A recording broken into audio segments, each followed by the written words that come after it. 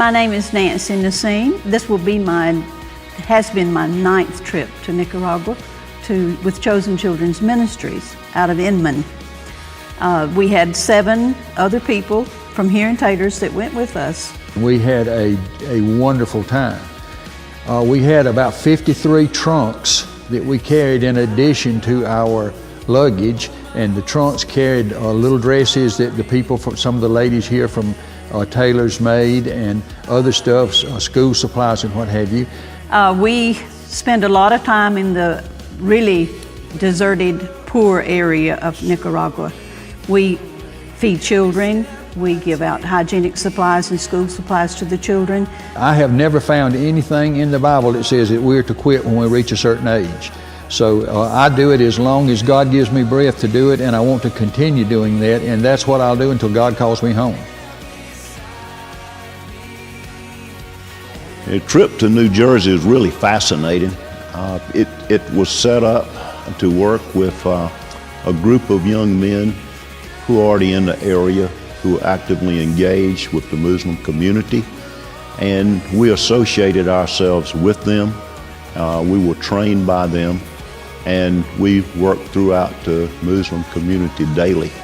We were up there to help establish relationships within the community and to aid the missionary that we were working with to gather more information about the people there and where they are spiritually.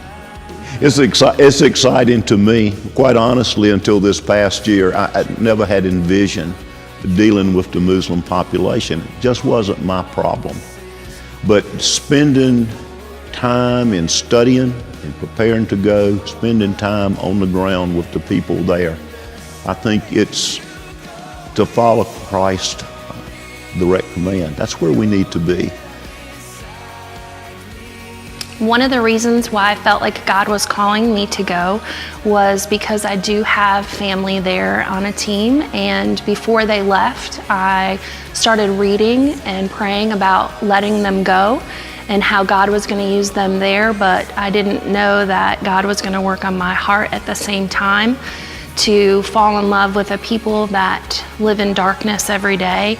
And so I knew that when the trip came up, I needed to be a part of it. Where we went in Southeast Asia was very dark. And so I think just to be able to bring the light of Jesus Christ to them is very important. I think when you come back home, hopefully it encourages you to continue to share that with the same people group in the U.S. And I think we'll have opportunities to do that, and as a church. But I think just what we bring back as an individual will hopefully continue to motivate us as Christians.